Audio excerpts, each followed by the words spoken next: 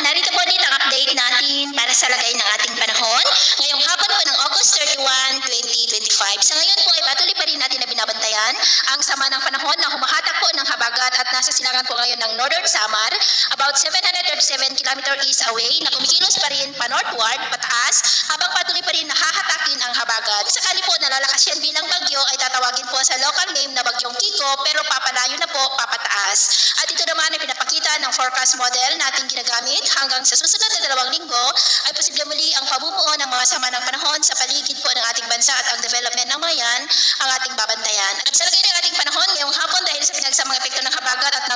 ng trough ng LPA, ay cloudy skies with isolated rains ang Samar provinces, Leyte, Bohol, Cebu, Negros, Panay Island, Bicol Region, Mimaropa, Calabarzon, Metro Manila, Central Luzon, Ilocos Region, Cordillera, Cagayan Valley, Caraga, ilang bahagi ng Northern Mindanao, Davao, Holosulu at Zamboanga. At mamayang gabi may mga isolated rains pa rin sa iba't ibang bahagi ng ating bansa, lalo na po dyan sa may Surigao del Norte, Zamboanga, Kabisayaan, Southern Luzon, Metro Manila, Central Luzon at ilang bahagi ng Northern Luzon. Kaya mag-ingat pa rin po tayo sa posibleng mga banta pa rin ng mga pagbaha at pagguho ng lupa.